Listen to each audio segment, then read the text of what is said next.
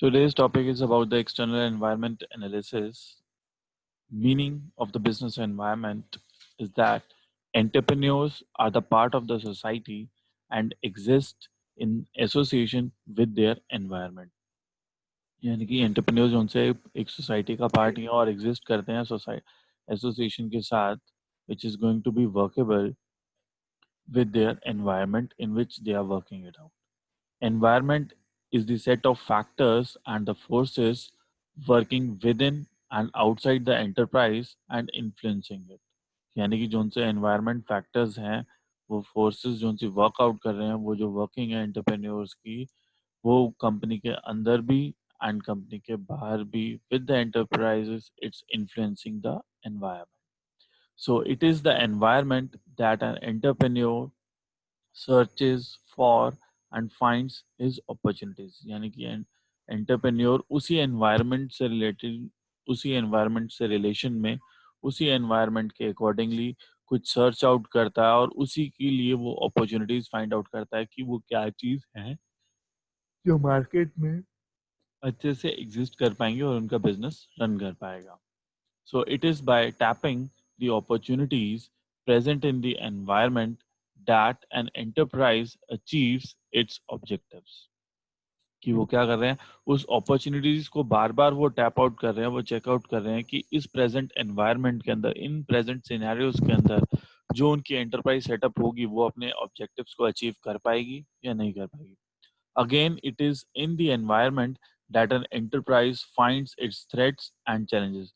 और ये वही environment है जहाँ enterprise को जहाँ threats मिलेंगे कि वो ये चीज़ कर सकते हैं नहीं कर सकते हैं challenges मिलेंगे कि how to overcome those challenges. So which has to be a successfully encounter. उन सब चीज़ों को उन्हें successfully encounter करना by the entrepreneurs to run that business organization effectively. यानी कि उस organization को अच्छे से run करने के लिए हमें उसी एनवायरनमेंट से थ्रेट्स भी मिलेंगे हमें उसी एनवायरनमेंट में से चैलेंजेस भी मिलेंगी जिन्हें हमें ओवरकम करके आगे बढ़ना है. So ventures profitability is not determined by what products look like. Venture की जो सी प्रॉफिटेबिलिटी है यानी कि जो सी ऑर्गेनाइजेशन है उसकी प्रॉफिट शेयर उसके प्रोडक्ट की लुक पे डिपेंड नहीं करता nor whether it is dependent upon the bodies high और लो टेक्नोलॉजी की वो किस तरह से हाई टेक्नोलॉजी से बनी है लो टेक्नोलॉजी से उस पर भी डिपेंड नहीं करता. It rather determined by the environment with in which it operates यानी कि वो किस एनवायरनमेंट में वो प्रोडक्ट ऑपरेट होने वाला है उस पे वो डिपेंड करता है कि वो कहाँ पे यूज होगा किस तरह से यूज होगा और क्या यूजेस हैं उसके और क्या क्या उसके सिनेरियोज रहने वाले हैं जहाँ पे वो यूज होने वाला है. So thus the ventures are affected by the environment. Ventures किससे affect होते हैं environment से affect होते हैं. If a venture is to remain successful and prosperous, it must regularly adapt to its environment, which is certain and which is uncertain and changing. यानी कि वो कहना चाह रहा है कि वेंचर्स जो से हैं वो सक्सेसफुल तभी बने रह सकते हैं पॉपुलर तभी बने रह सकते हैं अगर वो एनवायरनमेंट को अडाप्ट करते रहें कि जैसा एनवायरनमेंट अनसर्टेन है या चेंज हो रहा है जैसे मार्केट ऊपर नीचे हो रही है उसी के अकॉर्डिंगली अपने आप को अपने अनसर्टेनिटी को मेंटेन करते हुए अपने सर्टेन क्राइटेरियाज फिक्स्ड अप रखे और अपने आप में भी चेंजेस लाते हैं. So failures to adequately adapt the environment may be a major cause of organization failure. यानी कि failure अगर हम environment को adapt करने में fail हो रहे हैं अगर हम environment के accordingly नहीं चल पा रहे हैं अपने external factors के accordingly नहीं चल पा रहे हैं तो that was going to be a major role playing for the failure of the organization. Since an enterprise function as a part of environment has no existence separated from the environment, so study of environment becomes the central to the entrepreneur. यानी कि enterprise functions का सबसे part क्या था कि environment होना चाहिए which has no existence separated from the environment. यानी कि वो environment से कुछ अलग existence में नहीं आएगा external factors को countable करने में. So we have to study those external environment factors and which is going to be the central part of the entrepreneur without which it is not going to be workable. कि सबसे पहले हमें अपने external factors हमें आसपास के environment में it's not related to the temperature, it's not related to the wind season, it's not related to the rainy season. It's about the marketing competition और कितने प्रोडक्ट्स लॉन्च्ड हैं इस चीज़ को लेकर के, वो कैसा कर रहे हैं, उनकी क्वालिटी वर्थ क्या, हमारी क्वालिटी क्या रहने वाली है। So these are going to be the external factors कि कौन कितने टेम्परेचर में हमारी चीज़ों को यूज़ करने वाला है। बाहर के एक्सटर्नल फैक्टर्स में मिट्टी है, डस्ट है, तो उसमें अगर जब हमारा प्रोडक्ट रहेगा तो क्या उसे जंग लग रहा है या कुछ प्रॉब्लम फेस आउट कर रहा है, रेनी सीजन में वो अगर पानी में जा रहा है तो क्या उस प्रोडक्ट पे कुछ इफेक्ट्स आ रहे हैं। So this is going to be the external factor कि एनवायरनमेंट से रिलेशन में हमारी चीजें कैसे काम कर पा रही हैं।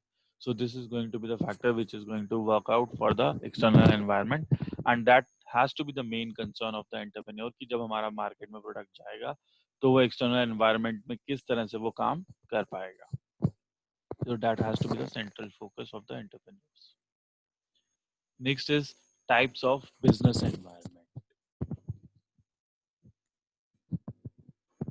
The environment of a venture is divided up into the two distinct categories. The first one is internal environment. Internal environment is set of those factors that affect an organization from inside its boundaries. यानी कि internal environment क्या है कि एक set of factors है जो effect करता है ऑर्गेनाइजेशन को फ्रॉम द इनसाइड बाउंड्रीज, यानी कि कंपनीज के अंदर ही बाउंड्रीज के अंदर उसको इफेक्ट करती हैं चीजें। It contains elements that exist with in the venture, यानी कि जो वेंचर के अंदर ही एग्जिस्ट करती हैं वो उसी पे डिपेंडेंट है, उसी पे कंटेंट एलिमेंट्स अवेलेबल हैं। Next is normally have immediate and specific implications for managing the venture. So entrepreneurs को क्या करना चाहिए, उस पर immediately effect लेना चाहिए, immediately actions लेने चाहिए ताकि वो अपने venture को manage कर सकें। So broadly it includes venture objectives, वो venture के objectives को include करता है, उसके resources को include करता है, उसके organizational structure को include करता है, process को include करता है, and techniques को include करता है। So these are the things which are being included up in the implications or the immediate effect which the entrepreneur has to show and has to take the steps according to these things.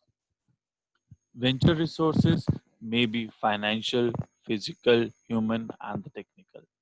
यानी कि venture के resources कौन कौन से हो सकते हैं, financial resources हो सकते हैं, फिजिकल रिसोर्सेज हो सकते हैं, human resources and the technical resources. So these can be the resources in the form of different ways.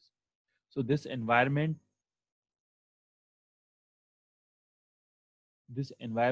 affects the internal managing activities, यानी कि ये जो सी एक्टिविटीज हैं ये इंटरनली मैनेज आउट करने में हेल्प आउट करती हैं। So this are going to things which is going to effect from the internal boundaries. चाहे वो फाइनेंस अगर नहीं है वेंचर के पास तो वो इफेक्ट कर रही है इनसाइडली, ह्यूमन रिसोर्सेज नहीं है, लोगों के पास लोग नहीं है काम करने वाले, वेंचर में काम करने के लिए लोग नहीं आ रहे, so that is going to effect from the inside. Technology ठीक नहीं है, टेक्नोलॉजी खराब है, जैसे प्रोडक्शन हो ही नहीं पा रही है, प्रोडक्शन खराब हो रही है। So all those things we have to take care in that regard also. So the environment affects the internal managing activities, that is the planning, organizing, staffing, directing and controlling. So these are the things which are going to be internally managed activities की जो environment को affect कर रही हैं। अब internally activities के through ही वो manage out हो सकती हैं। वो क्या हो सकते हैं कि हम better planning करें, बेटर वे से ऑर्गेनाइज करें सारी चीज़ों को, स्टाफिंग हम प्रॉपरली रिक्रूट करके रखें, every person should be recruit for the which the requirement is there. Directing, we should give the directions that how the work is to be done, what kind of a work is to be done, and the way it is to be done. So all the direction has to be there for the staffing purpose, and the controlling power should be given to the managers, how they have to control the things, किस situation को किस तरह से control करना। So we have to control out all those things which are being disturbing the internally factors which are reflecting on the company. So this is also called micro, specific और organizational environment. यानी कि इन सबके नाम और क्या हो सकते हैं, माइक्रो हो सकता है, स्पेसिफिक हो सकता है, and organizational environment rather than the internal environment. We can call these things. We can call with this name also. So this is going to be the internal environment जहाँ पे company internally अपने issues के through चल रही होती है, चाहे वो फाइनेंस से रिलेटेड हो, चाहे वो ह्यूमन से रिलेटेड हो, चाहे चाहे वो फिजिकली रिलेटेड हो, चाहे वो टेक्निकल रिलेटेड हो, but how these things has to be overcome का एजेंडास अपने ऑब्जेक्टिव्स को लेकर के आएगा, अपने रिसोर्सेज को लेकर आएगा, अपने ऑर्गेनाइजेशनल स्ट्रक्चर को लेकर आएगा, प्रोसेसेस को लेकर आएगा और टेक्निक्स को लेकर के आएगा कि इस वे से हमें ये सारी चीज़ों इन ऑब्जेक्टिव्स को हम मीट कर पाए। ये हमारे इम्प्लीकेशंस आ रहे हैं, वो किस तरह से इम्प्लीकेशंस हम दूर कर सकते हैं, how they can be manage out by managing the planning, organizing, staffing, directing, and controlling. So this is the way to manage out the internal environmental factor. Okay. Next is external environment factors. The external environment is a set of those factors which affects a venture from the outside its boundaries. यानी कि external environment कौन से factors हैं जो company के बाहर से, company की बाउंड्रीज से बाहर से कंपनी को इम्पैक्ट करती हैं.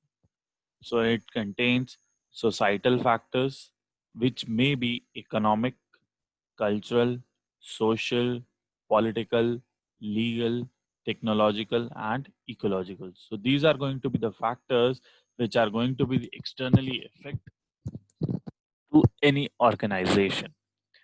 It includes various stakeholders like shareholders, creditors, suppliers, customers, employees, competitors, trade association, interest groups, governments, global firms and community in general. यानी कि ये सभी लोग हैं जो एक्सटर्नली हमारी कंपनी के साथ जुड़े हुए हैं. दैट इंक्लूड्स जो कि स्टेक होल्डर्स जिसे कहते हैं कि जो suppose हमारा कॉलेज है. So how we are able to define out the stakeholders? Management part is there, faculty is there, and you student guys. So these are the stakeholders because अगर इनमें से कोई भी एक चीज मिसिंग है, so that is not going to work. अगर student missing है तो मैनेजमेंट और स्टाफ का कोई काम नहीं हो कॉलेज के अंदर. अगर फैकल्टी नहीं है तो मैनेजमेंट और स्टूडेंट्स कुछ मैनेज आउट नहीं कर सकते. अगर मैनेजमेंट नहीं है तो फैकल्टी एंड स्टूडेंट्स पढ़ पाएंगे, लेकिन all those things which are to be manage out to these two things they are not available, so that is also not going to work. So every stakeholder has to be there, and without every stakeholder we are not able to work it out in them. So these are the external stakeholders, or you can say the external factors or the external parts which are playing a good role in the within the organizations. यानी कि वो हमारे share holders हैं जो बाहरी जो company से बाहर होते हैं. अगर वो शेयर होल्डर्स इंटरेस्टेड नहीं हमारी कंपनी के शेयर बेच रहे हैं, so naturally it's going to reduce the company organisation value and all. Creditors जिनको हमने उधार दे रखा है, ऑल दोज पर्सन, सप्लायर्स जिनसे हम मटेरियल सप्लाई लेते हैं, हमारे कस्टमर्स, हमारे एम्प्लॉयज़ जो बाहर से आते हैं, कॉम्पिटिटर्स जो हमारे ऊपर इफेक्ट करते हैं, ट्रेड एसोसिएशन जिनके थ्रू हम ट्रेडिंग कर रहे हैं, अपना मटेरियल इधर से उधर पहुंचा रहे हैं, interest groups those who are working out in our organisation, interest value, government, अगर गवर्नमेंट हमारे ऑर्गेनाइजेशन के अकॉर्डिंगली हमें जो उनसी गाइडलाइंस हमने उनसे फॉलो नहीं करा तो government is going to take the actions on that base. Global firms. Next is community, अगर हम किसी कम्युनिटी को रिप्रेजेंट कर पा रहे हैं in general. So this is are going to be the things which are going to be the externally affected to a single organization. So external environment has long term implications. जितने भी external factors हैं उनकी long term implications and long term effects रहते हैं for establishing and managing the venture. यानी कि बाहर से जितने भी external factors हैं उन्हीं का main implication, उन्हीं की रोल प्ले किया, उन्हीं का ज़्यादा रोल प्ले होता है जिस वे से हमें अपनी ऑर्गेनाइजेशन को मैनेज आउट करना, ऑर्गेनाइज करना और एस्टैब्लिश करना है. So general factors of external environment are uncontrollable. यानी कि मोस्ट ऑफ द जो से फैक्टर्स हैं एक्सटर्नल एनवायरनमेंट में वो हमारे कंट्रोल में है. सपोज करो हमारे कॉम्पिटिटर्स हैं, so they are not in our control. Shareholders, they are not in our control कि हम उनको कैसे कंट्रोल कर पाएंगे. We are not able to control them. So, and entrepreneurs have to change their strategies and objectives according to the changing environment. तो entrepreneurs को क्या करना चाहिए, अपनी strategies को, अपने objectives को change करना चाहिए as per the external environment factors, कि जैसे बाहर के लोग सोच रहे हैं और बाहर जिस तरह से काम हो रहा है और जो इफेक्ट्स आ रहे हैं मार्केट के, मार्केट अगर ऊपर जा रही है so we can raise our product price. But अगर बाहर मार्केट डाउन जा रही है और अगर हम प्राइस रेज करें so that is not going to take the work. So we have to change our objectives and strategies as per the external environment. So various factors of the external environment are studied with the help of step or pest analysis. whatever the name we want to take, we can take it either one of the name, STEP or the pest analysis. STEP or pest analysis stands for P stands for the political factor, E stands for economic factor, S stands for social, cultural factors, and T stands for technological factors. So these are the factors. Either you can take it pest or you can take it STEP. Whatever you want to take, we can take that. So arranging these later pests in the different order, the pest is derived, hence the pest or step can be analysis. It's been taken up. So there is a different order you can say in writing part. So first one is the political legal environment. Political environment includes the constitution of the country. यानी political environment क्या include करके रख रहा है? Constitution of the country को include कर रहा है. And the behavior of the political parties, जो political parties है उनके behavior को represent कर रहा है. So the attitude of political and government leaders, यानी कि attitude जो है वो political और government leaders का and legislators का, political stability यानी कि पार्टीज जो सी मार्केट में है वो स्टेबल हैं या नहीं है, लॉ एंड ऑर्डर सिचुएशन कि आपके यहाँ पे सिचुएशंस कैसी चल रही हैं लॉ एंड ऑर्डर की, गवर्नमेंट एजेंसीज जितनी भी गवर्नमेंट एजेंसीज काम कर रही हैं etcetera, legal environment consist of the factors like rules and regulations, different laws, labour codes, legal formalities and etcetera. So these are going to represent सब political legal environment की political constitution हमारी हमारे legal laws को represent कर रहे हैं, हमारे political constitution को रिप्रेजेंट कर रहे हैं, हमारी पॉलिटिकल पार्टीज को रिप्रेजेंट कर रहे हैं, हमारे यहाँ स्टेबिलिटी कितनी है पॉलिटिकल पार्टी की उसको रिप्रेजेंट कर रहे हैं, गवर्नमेंट एजेंसीज या गवर्नमेंट ऑफिस जितने काम कर रहे हैं उस जोन में उस एरिया में they are representing all those things. So these are going to considerably define out some kind of rules and regulations which are going to be defined or the laws which are going to be defined by the country which is being defined up. So these are the formalities which are the political legal environments. The political state of the affairs, including political corruption, plays an important role in the location of the enterprise. यानी political zone सा है political state of affairs यानी कि political जहाँ पे वो role play करती हैं political corruption कह लीजिए, which plays an important role in the location of enterprise because sometimes it may lead to success of the venture और एट टाइम्स इट में लीड्स टू द फेलियर, क्योंकि हमारी सारी चीज किस पे डिपेंड करती है, उस सिचुएशन पे लोकेशन पे डिपेंड करती है एंटरप्राइज की. अगर वो लोकेशन हमें पॉलिटिकल वे से या किसी तरीके से अगर वो मिल जाती है that is going to work for us, तो वो हमारे लिए बहुत अच्छा काम कर सकती है जिससे हमें सक्सेस मिल सकता है. But if it is not going to be that valuable, वो हमारी एंटरप्राइज के लिए सही काम नहीं कर पाती वो लोकेशन जो हमें गवर्नमेंट चूज आउट करके दी है, गवर्नमेंट सब्सिडीज के अकॉर्डिंग मिलती है, so then it leads to be the failure also. So there may be certain there may be a certain change in the government and its policies. यानी कि कुछ government की policy government में change आए या उसकी पॉलिसीज में change आए, that is going to affect the enterprise in either way. यानी कि अगर गवर्नमेंट चेंज हो रही है या उनकी कुछ पॉलिसीज में चेंज आ रहा है तो इनडायरेक्टली वो हमारी एंटरप्राइजेस को भी इफेक्ट करती हैं.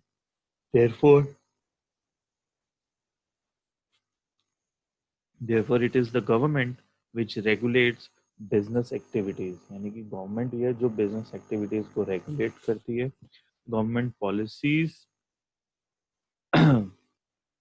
government policies are going to influence all the decision of the entrepreneurs regarding what to produce, how much to produce, of what quality to produce, where to produce and from whom to produce. यानी कि government policies ही वो सारा influence करके रखती हैं कि entrepreneurs किस तरीके क्या चीज प्रोड्यूस करेगा, कितना प्रोड्यूस करेगा, किस क्वालिटी का प्रोड्यूस करेगा, किससे प्रोड्यूस करेगा, कौन प्रोड्यूस करेगा. So all those things has to be taken up as per the government policies जो उस present moment पे चल रही है. So the entrepreneurs are to operate within the concessions and the limits set by the government. Entrepreneurs को operate करना है कि जो concessions जो government की तरफ से मिल रही हैं या जो limitations हमें government की तरफ से मिल रही हैं, we have to operate those things, we have to produce those things as per the liabilities given by the government. So it is the interest of the political entrepreneur. अब ये political entrepreneur के interest पे depend करता है कि thoroughly वो scan करे government की पॉलिसी को अच्छे से पढ़े, and then it is going to take the decision with the regards for setting up his enterprise. यानी कि वो पहले गवर्नमेंट पॉलिसीज को अच्छे से पढ़े, पॉलिटिकल एंटरप्रेन्योरशिप्स को अंडरस्टैंड करे दैट की गवर्नमेंट पॉलिसीज हमसे क्या डिमांड करती हैं, क्या चीज़ उनकी कंडीशंस है। उन्हीं कंडीशंस को ध्यान रखते हुए we should think up all those things कि हमें अपनी एंटरप्राइज किस तरह से सेटअप करनी है या नहीं करनी है, किस तरह से करनी है, कहाँ करनी है, क्या करना है, कौन कौन सी चीज़ें करनी है, किस क्वालिटी वर्थ में करनी है, कौन चीज़ें कैसे करेगा कैसे नहीं करेगा। So all those things we have to take the decisions as per the norms of the government policies. Further, the instability of the government results in the instability of the policy. जैसे कि government हमारी 4 साल बाद 5 साल बाद change होती है, generally 4 साल बाद हो ही जाती है हमारे यहाँ, अगर 5 साल भी टिक जाती है, so that's a good part. So afterwards जो गवर्नमेंट की स्टेबिलिटी पीरियड है या जितने टाइम बाद वो चेंज होती है, कई बार 3 साल बाद भी चेंज होती है, तो जिस तरह से जैसे गवर्नमेंट चेंज होती है, जैसी दूसरी गवर्नमेंट आती है वो अपने रूल्स और अपनी पॉलिसीज लेकर के आते हैं। So this is going to be the instability in the policies also कि नई गवर्नमेंट आई, नई पॉलिसीज आ गई हैं। So this is in this situation it is not possible to take the long term view। हम ज़्यादा लंबा you can say हम अपने objectives नहीं रख सकते हैं, because this is going to suffer for the economic development जिसमें हमारी जो चीज़ सफ़र करती है। क्योंकि आज की पॉलिसीज के अकॉर्डिंगली अगर हम सिचुएशन को हैंडल कर लेते हैं, मैनेज कर लेते हैं, तो वो अगर वो कंटिन्यूटी रहेंगी, अगर हम उसमें प्रॉफिट अर्न करते हैं, तो that is going to earn a big billionaire company will be there, because same policies are going to remain work, and on that basis we had adjusted our organization. But problem is that after some period of time period, government will change, the government policies will also change, then we have to work it out in a new way. So as per the policies we cannot have the long term view for our business. We have to work out for the short duration for the 3 to 4 years on that as per the policies, and afterwards if the government remains same, the policies might get some minor changes can be there, not the major one. But if the government changes, major policies change can also be there. So that which is going to make suffer the organization with the everything, whether it's economic or the social or the, you can say, the any kind of the part of the organization is going to suffer in any ways. This is going to be the political environment. So moving on to the second factor, that is the economic environment. अब हम पैसे के factors पे आ गए हैं जो हमारा externally impact करता है हमारे बिजनेस के साथ, हमारे साथ काम करता है। So the economic component indicates how resources are being distributed and used within the environment. Economic component जो है वो क्या इंडिकेट करता है कि हमारे जितने भी रिसोर्सेज हैं वो किस तरह से हम डिस्ट्रीब्यूट कर सकते हैं अपने रिसोर्सेज को, और किस तरह से यूज कर सकते हैं within the environment, within the organization. The state of economy at present and in the future can affect the prosperity and the strategies of the enterprise.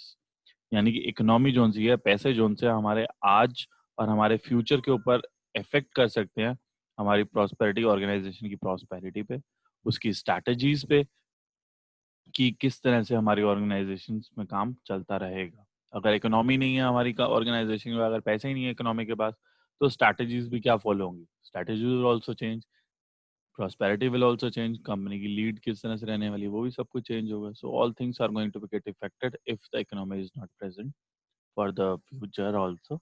If it is not there, it is going to change in all the parts or all the strategies of the organization. The fundamental fact of an entrepreneur is to assess is whether the government believes in the free market economy or the state controlled economy. यानी कि fundamental fact entrepreneurs को क्या assess करना है, क्या understand करना है, that the policies which are that the government believes कि गवर्नमेंट की बिलीव किसमें है, फ्री मार्केट इकोनॉमी के अंदर है या स्टेट कंट्रोल्ड इकोनॉमी के अंदर है, कि कहीं पे भी हम अपनी मार्केटिंग, कहीं भी हम अपने पैसे को लगा सकते हैं, या with in the state controlled है कि हाँ अगर हम यहीं पे काम कर रहे हैं तो हम यहीं पे अपने पैसे को लगा सकते हैं। So all those things we have to be check out as per the government policies और गवर्नमेंट बिलीव्स की किस तरह से वो काम करवाना चाह रही हैं ऑर्गेनाइजेशंस के। अगर उनकी कंडीशन है कि नहीं आप विद इन द ऑर्गेनाइजेशन ही इस चीज को लेकर, विद इन द स्टेट ही इस चीज को लीड आउट करोगे, तो आप डिफरेंट डिफरेंट सिटीज को अप्रोच करोगे। But if you can take that business to the globally, तो आप कहीं भी पूरे अपने इंडिया में लेकर के we can work out in the free market economy, यानी कि आप कहीं पे भी अपनी चीज को डेवलप करवा सकते हैं. So all the rest of the policies are depend upon the basic philosophy, यानी कि सारी चीज किस पे डिपेंड करती हैं, पॉलिसीज बेसिक फिलोसफी पे डिपेंड करती हैं. In countries where the state believes in free market economy there are minimum of controls and restrictions, यानी कि जो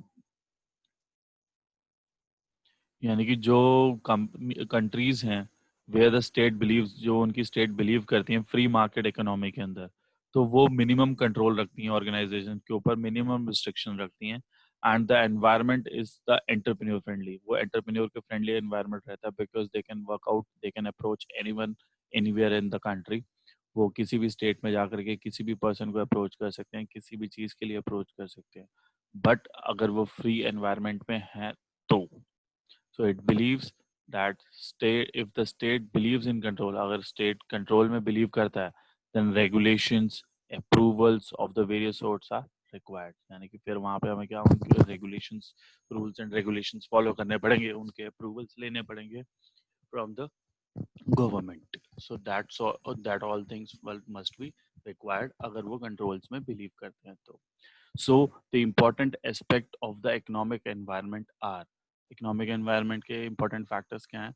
The state of business cycle, national income, distribution of income, monetary policies, tax policies, balance of payments, structure of the industry, global economy, price level, etc. So these are, you can say, the various important aspects on which basis the economic environment get affected.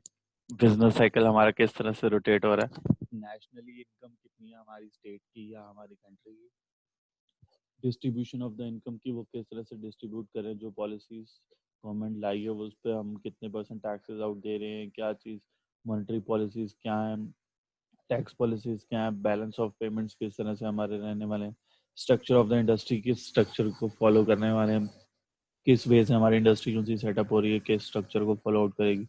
Global economy, जैसे इस time पे global economy down है, so all the things are running in a down way, so price level etcetera and etcetera. So these are going to be the factors which are going to impact the economic environment of the organization. So this represents general economic conditions. ये जितनी भी सारी चीजें एक general economic conditions को represent कर रही हैं. Under this environment, the state of various resources, under this particular economic environment, the state of various resources and the facilities like capital, labor, raw material, infrastructure included water, communication, transport system, etc. These are going to be the important factor to be considered up. यानी कि इस environment के अंदर हमें in various resources को भी include करके चलते हैं इकोनॉमिकली, बिकॉज ये पैसे दे करके ही हम खरीद पाते हैं ये सारी चीजें. पैसे देते हैं तो we are going to have these particular things, capital, यानी कि हम पैसा अगर किसी से मांग रहे हैं, बैंक से लोन ले रहे हैं, ऑल चीज कर रहे हैं, तो कैपिटल दे करके या कैपिटल ही ले रहे हैं, हम उससे पैसा ही ले रहे हैं. Labour, that we are going to hire the working employees, पैसा दे करके काम करा पाएंगे. रॉ मटेरियल हम तभी ले पाएंगे. इंफ्रास्ट्रक्चर जो हम खड़ा करने वाले हैं, तो कोई भी चीज हम यूज करने वाले हैं वो पैसा देके यूज करेंगे. That is the water, communication part हो गया, transportation system. So all these factors are also get impacted from the economic factor, external environment in that. So this is also going to be get effective as per the resources are being taken up.